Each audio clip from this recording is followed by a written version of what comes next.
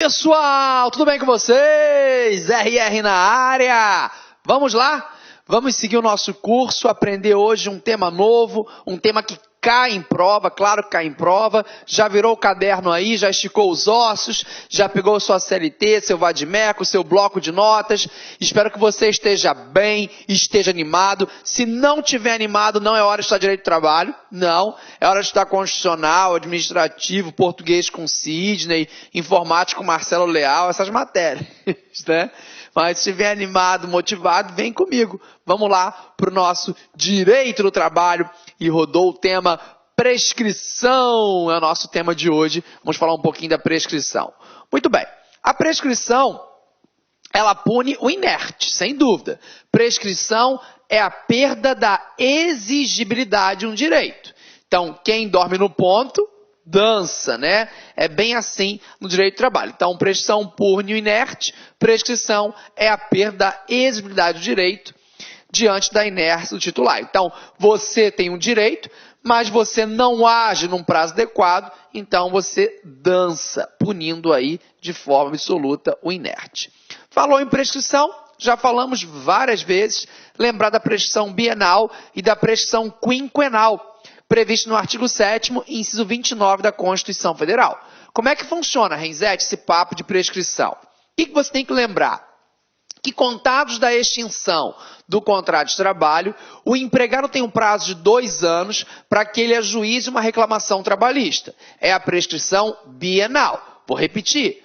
Contados da extinção do contrato de trabalho, o empregado tem um prazo de 2 anos, vai para frente, para ajuizar a reclamação trabalhista. É a prescrição bienal, onde ele pode reclamar os últimos 5 anos, é a prescrição quinquenal. Então, 2 anos para ajuizar a ação, prescrição bienal, 5 anos para reclamar os créditos trabalhistas, é a prescrição quinquenal, é assim que funciona. Então, diz lá assim, artigo 7º, 29.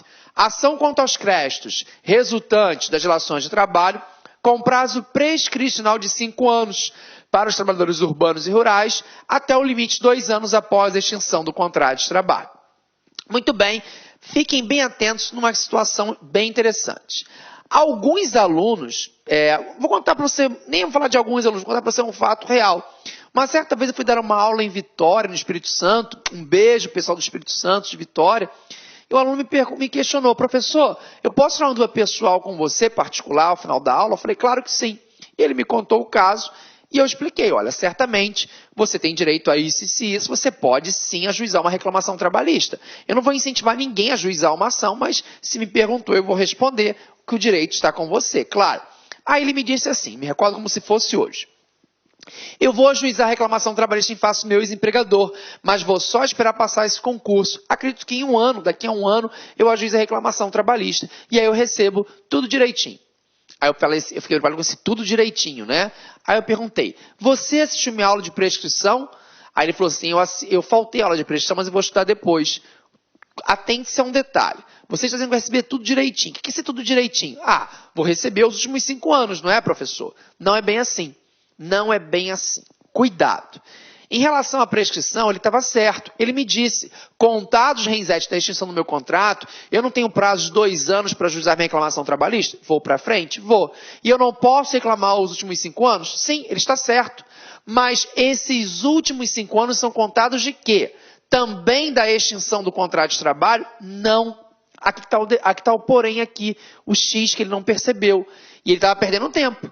Os últimos 5 anos são contados da data do ajuizamento da ação e não da extinção do contrato. Então, se ele vai esperar 1 ano, como ele me relatou, ele só podia receber, na verdade, os últimos 4 anos, né? 1 ano ele estava perdendo ali. Então, atente-se bem a isso. Cuidado, os últimos 5 anos são contados da data do ajuizamento da ação e não da extinção do contrato de trabalho. Então, foi dispensado, tem o direito, entre logo. Súmula 308, item 1 do TST, acompanhem comigo. Respeitado o biênio subsequente, a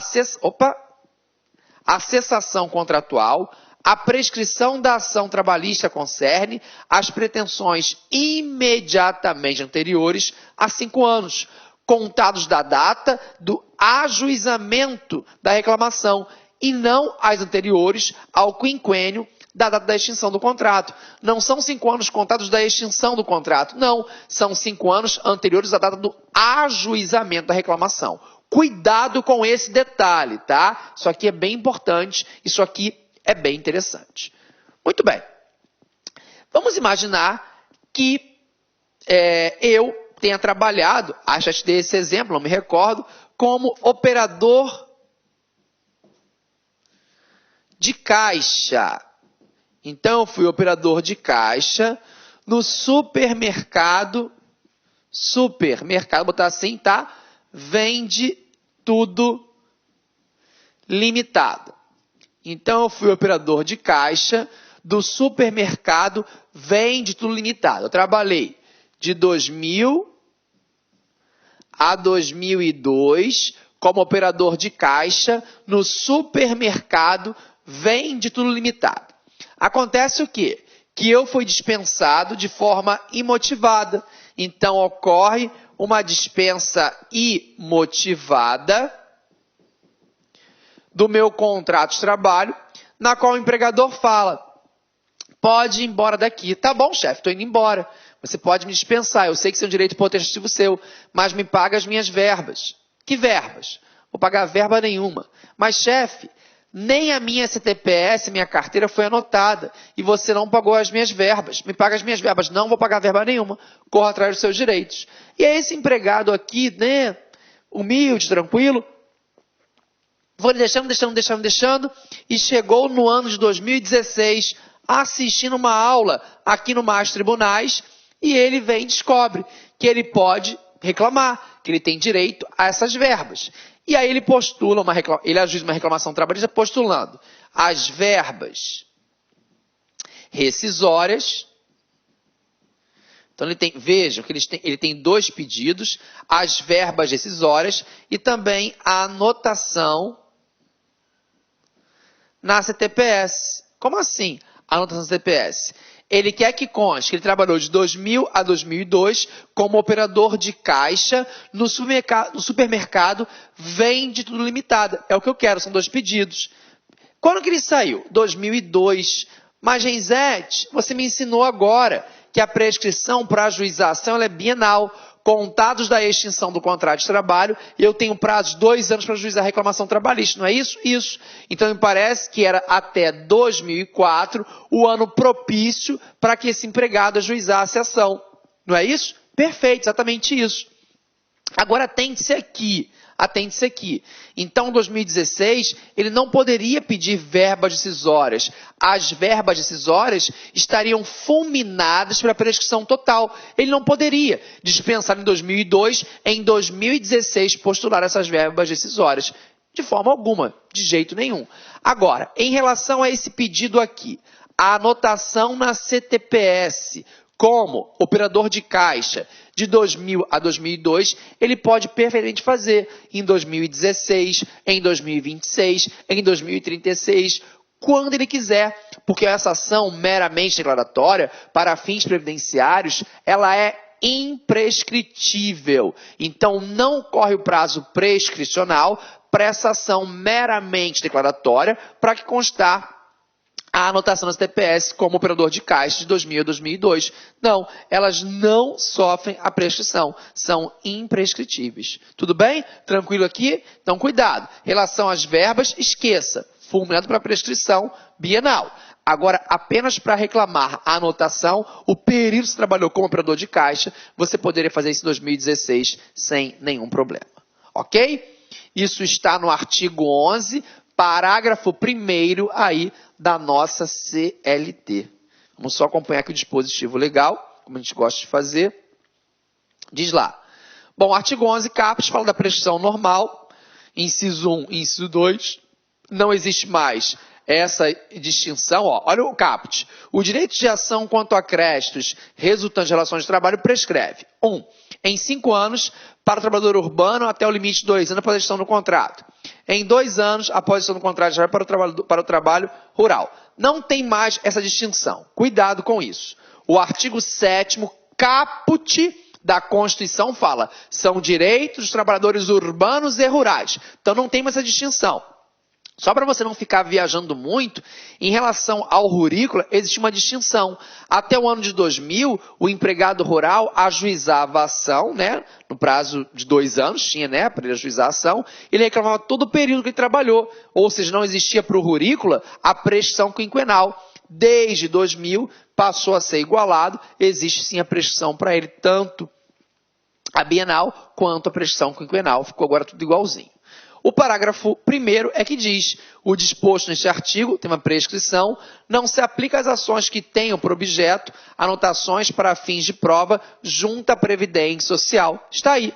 As ações meramente declaratórias, onde você vai declarar que você trabalhou como operador de caixa de 2000 a 2002, apenas, óbvio, para fins previdenciários, é uma ação imprescritível. Então não corre aí nenhum prazo prescricional. Aquele meu exemplo é totalmente possível, após 10, 15, 20 anos, quando você quiser.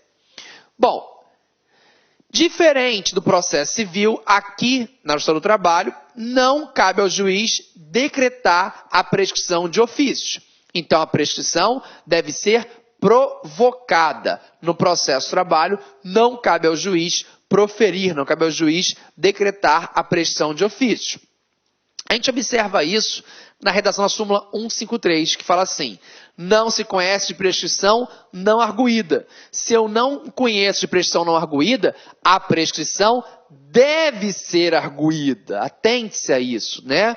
Não se conhece de prescrição não arguída em instância ordinária. Quando eu falo em instância ordinária, estou me referindo a TRT e vara ao trabalho. Falou em instância ordinária, vara ao trabalho e TRT. Então, não se conhece prescrição não arguída em instância ordinária. Isso aqui é muito interessante. Não cabe prescrição de ofício aqui no processo do trabalho. Tá bom? Bom, outro alerta: contra os menores não corre nenhum prazo prescricional. Exatamente isso. Então, se você é menor, para você não está correndo nenhum prazo prescricional. Completou 18 anos de idade, aí começa perfeitamente a computar o prazo prescricional. Pois bem, isso é interessante. Interrupção da prescrição. Primeira coisa, você não pode confundir a suspensão com a interrupção da prescrição. Quando eu falo que a prescrição foi interrompida, ela volta a contar do zero. É como, por exemplo, eu tivesse ganhado aí mais 2 anos para ajuizar uma ação. Quando eu falo em suspensão do prazo prescricional, suspensão é isso, ó. Suspendeu, a encerrada causa suspensiva larga e volta a contar de onde parou. Então, interrupção, volta a contar do zero, suspensão, volta a contar aí de onde parou. Muito bem. A súmula 268 do TST, vamos ficar nela, é bem interessante, fala o seguinte: a ação trabalhista, ainda que arquivada, interrompe a prescrição somente em relação aos pedidos idênticos. Então, a ação trabalhista, ainda que arquivada, interrompe a prescrição somente em relação aos pedidos idênticos. E aí, meus amigos, gostou da aula do professor RR, professor Renzetti, professor top de linha? Quer continuar assistindo essa videoaula? Aliás, você quer fazer essa isolada do professor Renzetti, ó, Direito do Trabalho, professor RR. Essa isolada tem 24 videoaulas, todas elas já disponíveis. Olha, no total são 20 horas de curso, 60 dias de acesso. Quanto custa, professor? Melhor custo-benefício da internet, R$1 por dia, 60 dias de acesso. Você pode aí, com certeza aí, R$1 por dia, você pode estudar esse grande curso do professor Renzetti aqui no Lá Concurso. Ah, detalhe, você quer esse material de apoio aí? Então clique aqui embaixo, você pode baixar gratuitamente esse material de apoio do grande professor RR. Tá certo, meus amigos? Um forte abraço, espero vocês. Tchau, tchau. Clique lá.